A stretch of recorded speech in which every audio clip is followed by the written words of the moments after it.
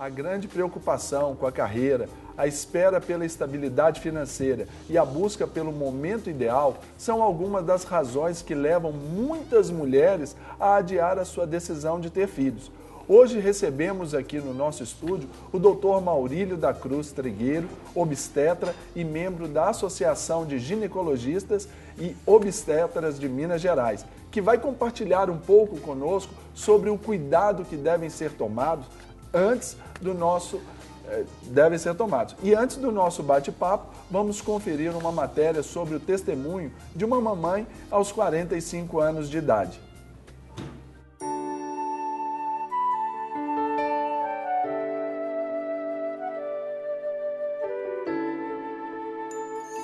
Aos 45 anos, mãe de 4 filhos, Kátia teve uma grande surpresa. Eu já tinha 4 filhos, né? O mais velho já está agora, fez 25, tem um de 23, um de 20, que vai fazer 21, e um de 16. Então eu já estava ligada, né, com os 4 filhos criados. E aí a gente fez ano passado 25 anos de casada. A gente fez uma viagem, a gente foi viajar, a gente fez uma viagem para o exterior para comemorar as nossas bodas de prata. E quando eu voltei dessas bodas, a gente brincou com meus meninos, assim, quem sabe a gente vem um nenenzinho, vem uma novidade, meus meninos, de jeito nenhum, a gente, o que é isso, né? Eu estou ligada, a gente já tem os 4 meninos criados e tudo. Mas aí quando foi o meu aniversário, nada de acontecer, nada de vir. E eu achei que eu estava engordando, falei, que coisa estranha. Eu liguei para o meu médico, falei, tem alguma coisa errada. E aí eu fui fazer uma caminhada aqui perto com meu marido e eu passei mal na caminhada. Falei, gente, tem alguma coisa errada demais comigo. E aí quando eu fui fazer o exame, deu que eu estava muito grávida.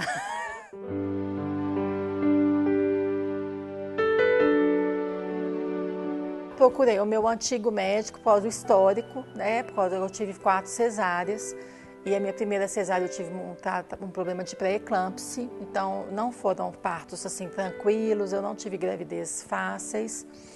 Então eu procurei o meu primeiro médico e ele teve um acompanhamento mais detalhado comigo. Eu fiz atividade física até o 5º mês normal, ia para academia, fazia musculação, fazia caminhada, tudo normal. Então foi muito bom isso. Só que depois do 5º mês para o 6º, eu comecei a ter várias contrações, então ele pôs de repouso. Porque quando eu tive o meu 3º filho, os meus filhos são grandes, né? Meu marido é alto, então meus filhos são grandes, então a parede do meu útero estava muito fininha. Então ele falou que eu já queria ter me ligado no 3º, não poderia ter o 4º filho. O 4º foi uma insistência minha. Eu já voltei no consultório grávida e eu já sabia que era uma gravidez de risco. Mas eu sempre quis ter 4 filhos. Então ele falou, Kátia, você não pode esperar o 9º mês agora, porque nós não sabemos a parede do seu útero. Então no 5º mês eu parei as atividades físicas e com as contrações e a parede do útero fininha, ele ficou preocupado. Então eu comecei a fazer o repouso e me preparei para ter o Rafael com 7 meses. Mesmo com todos os cuidados redobrados por causa da gravidez tardia, há também inúmeros benefícios de ser mãe mais experiente. É uma idade que a gente está mais madura, a gente está mais tranquila, a gente vê assim que criar filho não é um bicho de 7 cabeças, não é nada assim difícil. E fora que os irmãos ajudam muito, né? Então assim, eles curtem mais, eles ajudam mais. Então sai de um colo, vai para outro, né? Então assim, na verdade é mais fácil. Então, é uma fase que eu estou curtindo mais. A gente vai toda manhã para a pracinha, né, Rafa? Coisa que com os outros eu não podia. Então, todas as manhãs a gente vai para a pracinha, né? A gente vai para a piscina.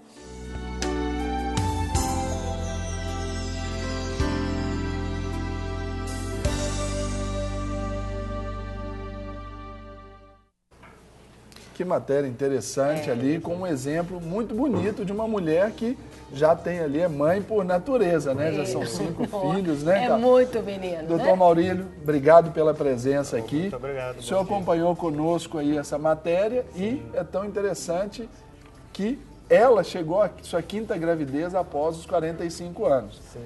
Quais são os riscos, então? Porque falamos das dificuldades ou das possibilidades, né? Porque quer pensar na carreira, pensar na estabilidade financeira, mas quais são os riscos dessa gravidez pós 45 anos? Para a mamãe e para o bebê. E vale dizer que ela é uma exceção que está se tornando cada vez mais comum, né? Até porque nos pareceu assim, né? Não falou a idade dela tão exatamente, mas tem uma fisionomia boa, jovem, muito saudável. O caso dela é um caso que não é comum no consultório de ginecologista atender. Normalmente a mulher ela adia a gestação, a gravidez por causa de alguns motivos. Às vezes ela está trabalhando, priorizou a carreira. Tem mulheres que não conseguiram a fertilidade espontaneamente, então elas procuram serviços de infertilidade para fazer um tratamento. E tem mulheres que, devido às modificações na vida pessoal dele, até casam com outras pessoas ou são pais de outros parceiros, normalmente engravidam em idades mais avançadas. É mais difícil engravidar naturalmente, né? Aí por isso que recorre... A fecundidade da mulher ela diminui bastante após os 37 anos.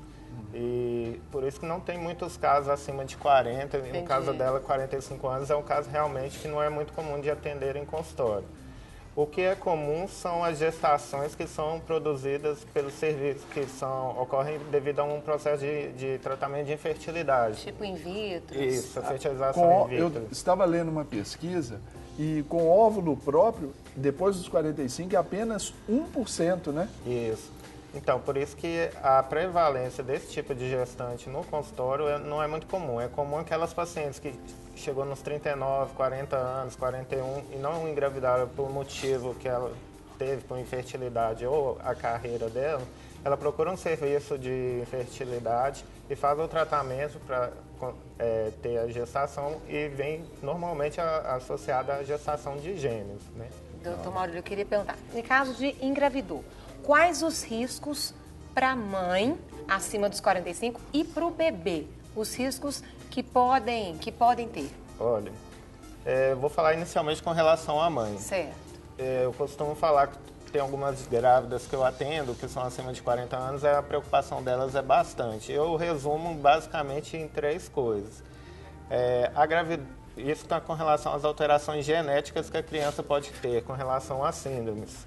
Pois o tipo de óvulo, ele é um óvulo de uma idade de uma mulher mais avançada, então tem um risco aumentado de ter alguma síndrome genética. Por exemplo, uma síndrome de Down. Uhum. É só o risco, mas a gente vê que a prevalência, o número de casos ocorre mais em mulheres mais jovens. Olha que interessante, ele estava compartilhando. Abaixo de 37, 35 anos.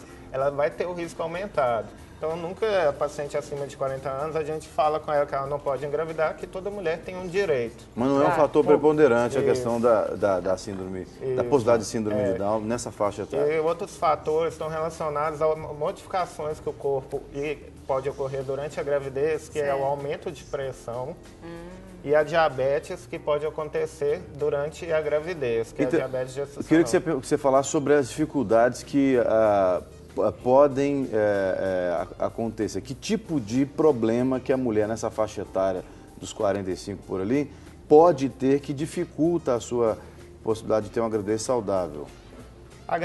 Quando a paciente chega com a idade de 40 anos ou acima, eu oriento ela com relação a esses 3 fatores. Isso. Então, o que é importante, quero frisar bastante, é ela acompanhar com um profissional que esteja com experiência nesse tipo de caso, que provavelmente pode se tornar uma gravidez de alto risco. Não, pois é, mas eu digo o seguinte, a minha pergunta é, a mulher, o que pode aparecer no corpo da mulher nessa faixa etária? É problema de... os problemas que acontecem ali antes da menopausa? É problema de endometriose? Que tipo de problema que a mulher pode desenvolver? Nessa faixa de idade, normalmente está associada à dificuldade de engravidar, que tem várias causas, não só endometriose. Pois é, quais são essas causas que a gente queria saber? Olha, entre os principais motivos para engravidar, o principal é o fator da mulher mesmo, é o tipo de óvulo que ela produz. Porque uma coisa é uma mulher engravidar com 30, 32 anos, em que a possibilidade de desenvolver a partir de um óvulo saudável é melhor.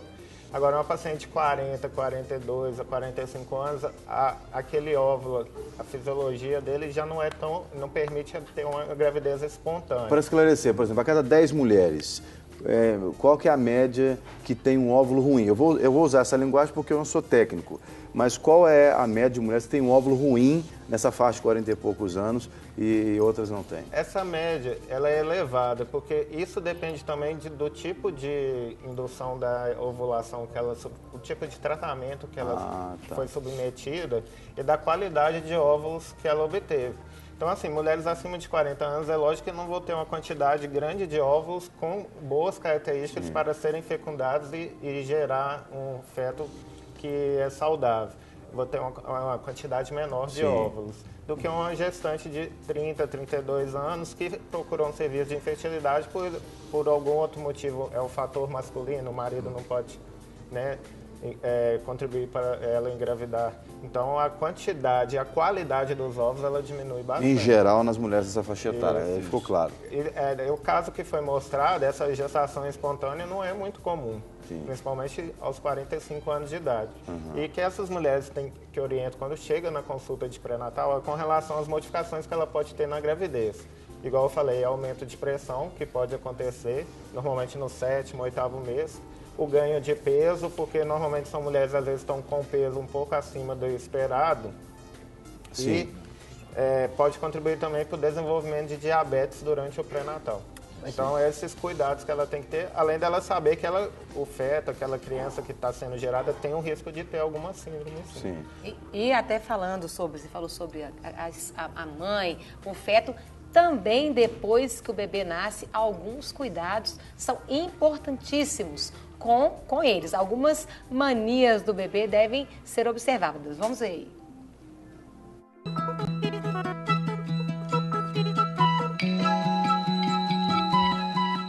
Hoje nós vamos descobrir por que esse período é tão importante e quais cuidados os pais devem ter nessa fase.